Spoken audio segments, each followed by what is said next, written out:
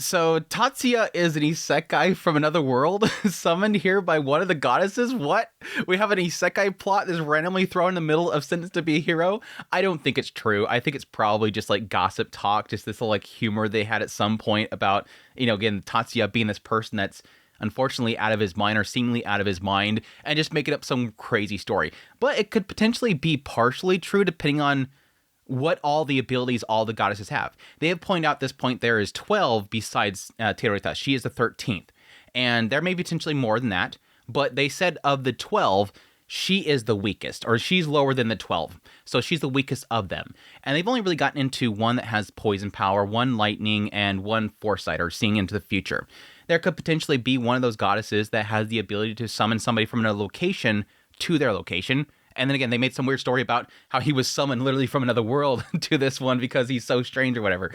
I wouldn't put it past it. But anyways, that aside, that little thing, that little side note aside, Sentence to be a Hero episode 4, a lot of juicy information in here and a lot of fun too. I think this episode had a pretty good balance of goofy moments with Terita, going to the market and the festival, having those little fun little moments, discovering Terita has first spotted Candy, has never seen Candy before, at least there was no Candy back in where the world or the timeline that she was actually created, which is, yes, opening a little bit of a door there to some possible backstory lore.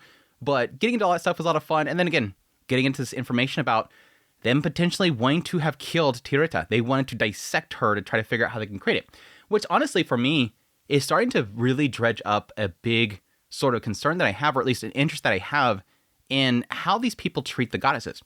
When the show opened up, I kind of had the assumption they were called goddesses because they had really strong powers, and they call them goddesses so that they have some sort of status. And that not necessarily that they worship them like goddesses, but that they are just called goddesses, and they are these secret tools that are really powerful. But I kind of wondered at some point if the temple did want to bestow them with some sort of honor. They kind of mentioned at some point when they get into the goddesses' information is that they first came to them during the first war of subjugation. So they had this first war, and that they were brought down to them. They were brought to them, and they're finding them in ruins. And these ruins have like all these scriptures and writing on the wall that says what sort of power that they have, which for Terita is the ability to summon swords. So they have this knowledge of them. So they're kind of treating them as some sort of deity that came down upon them, that have these gates open to, overwhelming power, but it's not as if they are worshiping them. I got a sense from the Holy Knights anyways that they were sort of seeing her as some sort of divine being, at least some sort of relic, something that you should treasure and take care of. But now that I'm seeing that Kivia and her team, which is the 13th unit, which I would assume is supposed to be the 13th that would actually have Terita in the group, she even said that. It was our goddess. We were supposed to get that. But then they decided they wanted to dissect her because she was going to be weak, and the military wanted to see if they could potentially recreate it. I would assume these people would have been trained and raised and taught that based on the temple, see them as something divine. And I guess technically Kivia seemingly is very broken by this whole situation. She's actually happy that Xylo saves Terita in the end because she knew what they were doing. I don't know that everybody in her squad knew, but I know that she for herself knew that they were going to have to relocate Terita for the sake of killing her. I would assume that would be something that they would, spiritually would not want to do. But it seems like it's disconnecting that. It really does seem like the temple, the military, everybody, and including Kivia herself, doesn't really view Terita as, again, a divine being, something that you don't defile, something that should be, not necessarily has to be worshipped, but at least seen as something that is divine that you don't mess with. So kind of interesting there in the idea of, again, separating the religion itself with the tool itself, which is Terita. And again, sort of making it more of this world. It's of this world. It's not actually divine. It's just something that is a tool. But anyways, that was kind of an interesting little kind of tidbit there that I'm kind of curious to see if they'll get into more there. But again, a lot of that stuff around Kivia and Xylo's conversation was very interesting. Of course, they go to the whole festival and they get off to the side. She mentions the idea that, you've done a lot of really great things. You saved my people. You saved that whole village. My opinion of you has actually changed. And yes, that's when she gets into the fact that she can now trust him and getting into sort of what is happening now with Terita. She says specifically that you may have saved Terita. And he says, what do you mean by that? And she goes in the idea that, yes, she was found in the northern ruins. The 13th Order, which was assigned to pack with her, was dispatched to handle oversight and operations, but conflict arose between the military and the temple. And apparently this conflict arose because Xylo killed off the goddess. Because he did that, it then made the military believe that they could potentially create a goddess. If they can kill one of these goddesses, they can potentially create one of these goddesses.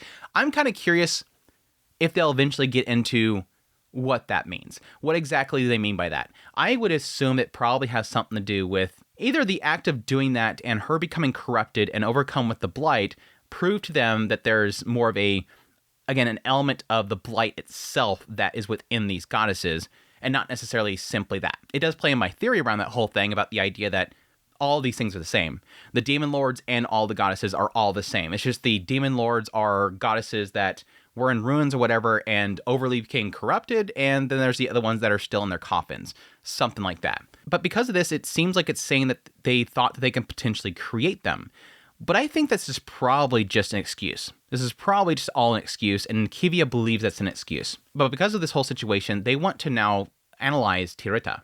They want to dissect her. And so they were planning on taking her to another location to do just that. The temple was against it, but the military apparently won out at the end. Now here's the interesting part, because we find out later on through Venetum that, again, and this is all depending on what exactly there was the actual truth, we find out from Venetum's backstory that apparently there's people that have been inflicted by the blight that are infiltrating the temple. And you would assume that they would be all for this. The idea of potentially getting rid of one of these goddesses, they would be all for.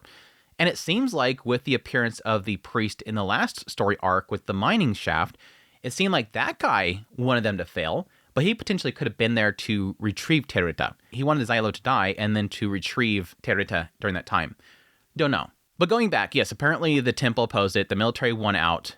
But because Xylo took out 2 demon lords at this point, they've proven the usefulness of Titta, and now they want to, see what else she can do.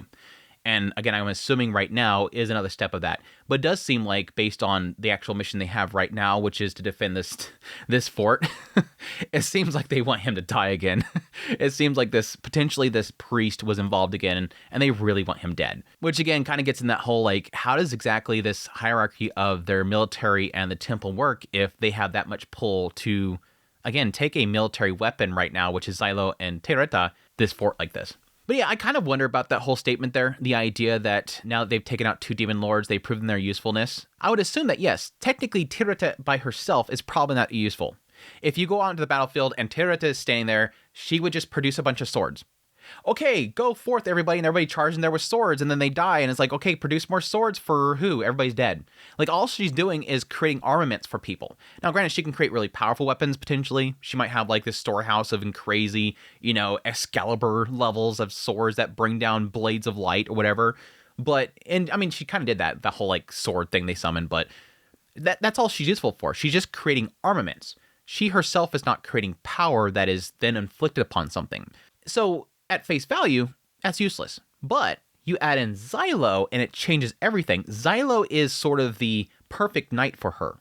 They've established that he's technically, in his self, the perfect knight for her to be able to wield her weapons. Because he has, this overwhelming amount of this energy source within him, and he also has one of these inscriptions upon him that allows him to turn swords or blades or daggers into throwing explosives. So she can create, all these weapons for him, and he can keep chucking them and they explode on things. He's basically like this machine gun that never runs out of ammo with her at his side. So I can see that's being pretty much why they're like, oh, wow. Yeah, she was useless at first until Xylo wielded her. Who knows? But yeah, that's when she went into sort of the history about the goddesses themselves, the fact that they appeared first during the first War of Subjugation, and what was known as the Great Civilized Era. The goddesses act as a kind of gate for each one having a different nature. And I would assume the gate's the element of opening up a gate towards the heavens or divine, some sort of power element behind this gate. A lot of magic systems use gates. They awaken in response to demon blights. That's the interesting part, I think. I guess that's an assumption, probably. Again, they said they first appeared during this other first War of Subjugation, unless they went to sleep at some point and now they reawaken now. I don't know how they would actually know if that was true. Either way, it is sort of, signaling this idea that these goddesses are probably some sort of really old ancient technology or bioengineering that happened way in the past. Again, at some point in this episode, Tireta runs up to the stand and goes, "Oh, what the heck is this? Some sort of jewelry? Oh, it's candy. I've never seen anything like this. This wasn't in my time when I was created. Back in this other era when she was created, they didn't have candy. I would assume it's probably going to be, potentially it could have been way more futuristic than like our timeline, just based on an era that doesn't want to have candy, or they don't visually have them, visible. You can't see them like that, or they take a different form. But either way, it does imply this idea that she is from an ancient era. And again, my assumption would be that they're bioengineered. And again, some of those bioengineered creations could potentially at some point be corrupted. Why they awaken in response to that is the question mark. If they're all technically going to be the same thing in my theory. I don't know.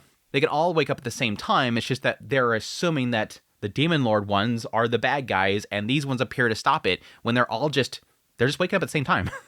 They're all the same thing. But yeah, they say that when their task is finished, they return to their coffins. So again, that would assume that there is a time when they've had Demon Lords appear, the goddesses destroyed them, and they went to sleep again. And this is the second time they've been attacked by these. But again, I thought this was the first time they've ever been attacked by these Demon Lords. I don't know. Because they said something to the effect of the first. I think at some point they qualified one of the Demon Lords as a first. But again, they could just be starting over the numbers. But yeah, they mentioned one that's able to do poison, one that's able to see in the future, one that's supposed to call lightning. And apparently this next mission involves at least two of them. One able to see sort of what was going to happen during this entire, attack at this fort. And one that apparently is going to be serving as the weapon, which is the poison. But yeah, I love Silo's response to this. Okay, well, if they're allowing her to live because she's useful, let's just keep being useful. We'll show them, basically. And yeah, that's when we get our next mission, which is to stay at the fort and die. Could it be any more obvious that this... I mean, they kind of imply that this one priest from the mining shaft was involved with this, or at least he just assuming that, okay, these temple people really want us dead or whatever, which again is kind of interesting. And again, that could be the fact that the temple wants Xylo and Tireta both to die because they know that the military wants to dissect Tireta, and so they want Tireta gone. Either they want to retrieve her and take her from them, or they just want both of them dead. And again, that could be the idea that they can see that Tireta is useless too, and they just want to get rid of her. Like, she's too much of a liability. They've decided to dissect her. Let's just get rid of her. But, and the other one's probably being a little bit too more difficult to take out. So, yeah, so they have to stay at the fort and die. They have to stay at the fort and die. That's their mission. Apparently, the one that's able to see in the future seen something, despite the fact that they've tried to directly poison this thing. This guy that we meet at the very end apparently has some sort of sharpshooting ability, or at least inscription or whatever. Even though he was not able to poison this thing directly, like insert the poison into the thing, they still want to do it again. They're still going to have them stay at the fort. The Demon Lord comes there, and they're going to, I guess, keep dropping poison on it until it dies. The goddess is going to drop poison on it until it dies.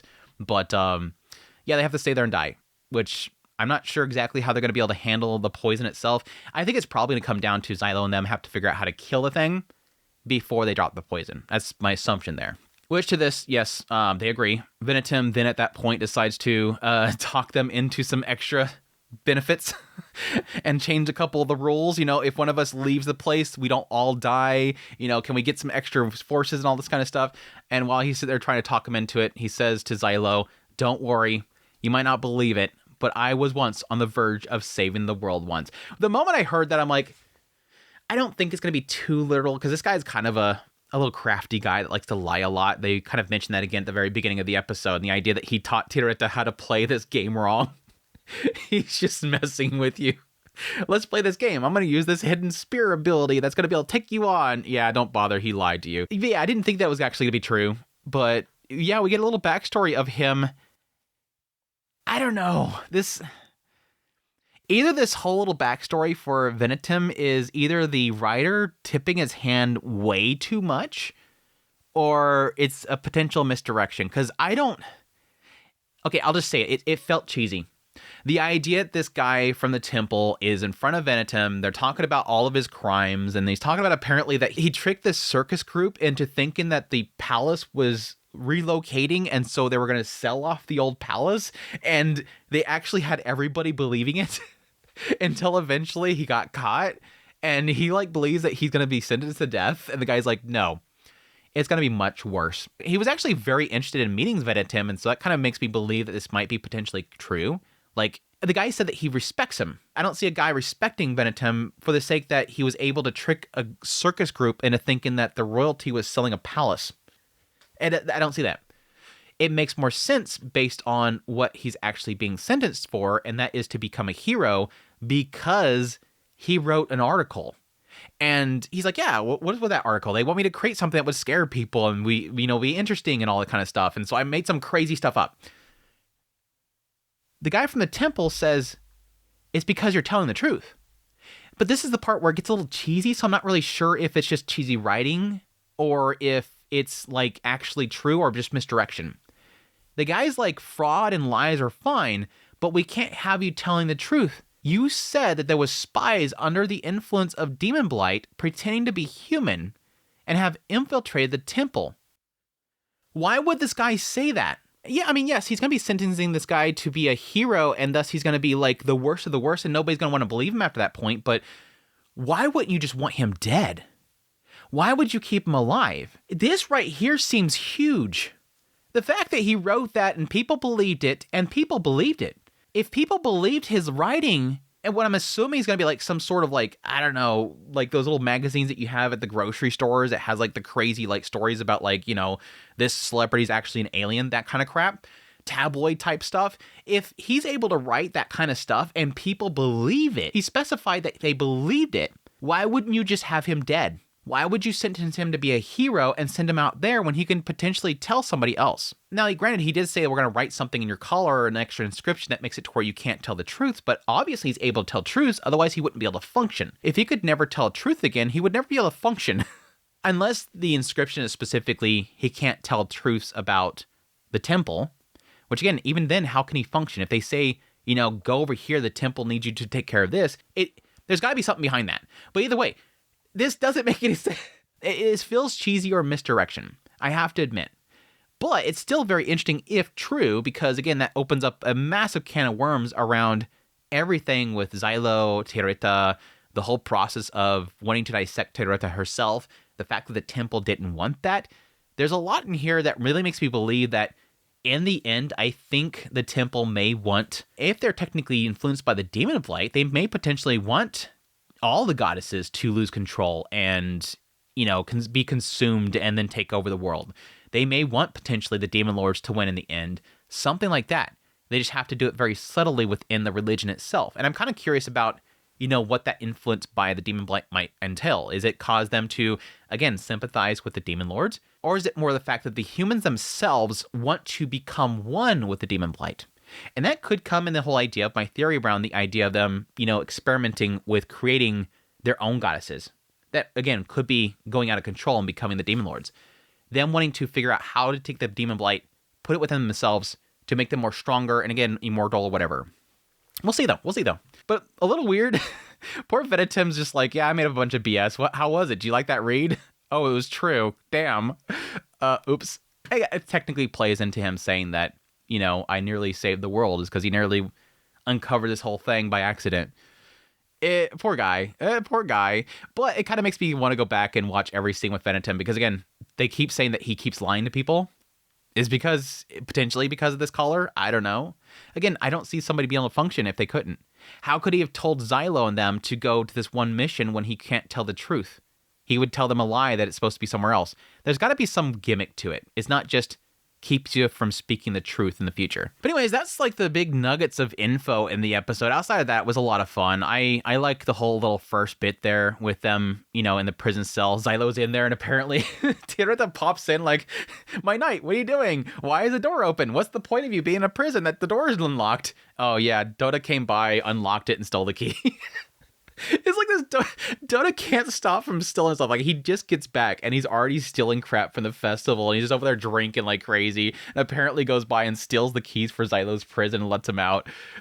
It's like it's so random. I kind of like that. But yeah, Titta comes in there and she's like, hey, let's go to the festival. No, I don't want to go. Go with one of the holy knights. They would love to take you. No, we're not doing that. I'm not doing that. Here, let's play a game. Yeah, Venetum just lied to you. That's not how you play that game. Don't bother.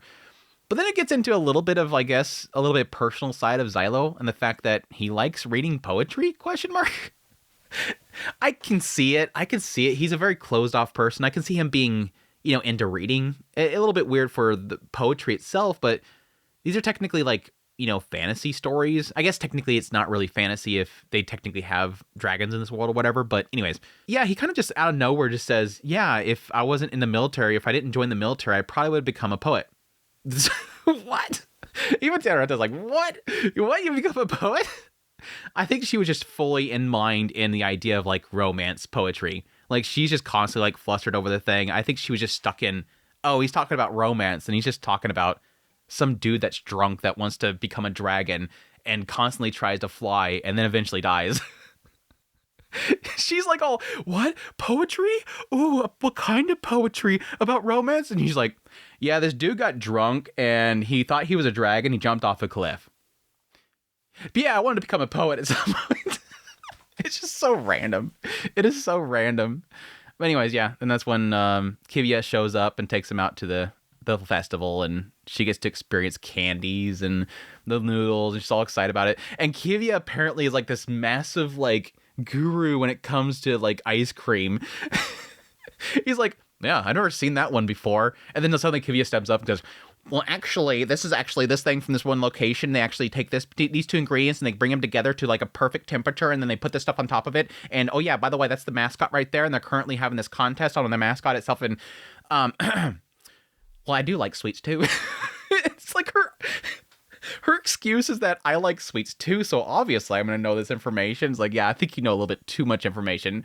And her little blush, I'm like, yeah, okay, we're trying to finally turn Kivya into a potential romance partner. She got that cute look going on with the blush, and the red eyes stuck out a lot more in that little scene there too. So they were definitely trying to bring in those feminine charms into her character, even though she still has that very, strong look to her. It was a cute little scene. And I think those little personal moments in the following scene was great as well. And the idea of her, again, acknowledging that Xylo is actually a good person. He's not this evil person that she thought he was. Because, again, the whole thing with Sinerva and killing off Sinerva, seeing that he's actually a good person, saving people, saving her own people, her opinions changed. And now she wants to sort of, I guess, work with him more. She now sees him as an ally and not just a criminal. So, but yeah, I think that was pretty much it in the episode. And then Terrata getting her ice cream. She got Kivya some. I got you some too, and nearly dropping it all. It was cute. But that's the episode. Looking forward to the big battle. Hopefully we get to see the other goddesses pop up. Again, they were going to have the poison goddess there, so that'd be cool to see her. But we got little silhouettes of them very briefly, but we'll see. But that's my thoughts on Sentenced to Be a Hero. Hope you guys enjoyed this video. As always, if you did, hit the like button down below. If you like this content, you want to support the channel more, become a member of the channel. Until next time, you'll take care. Again, if you're a source material reader, I don't need answers to any of this stuff.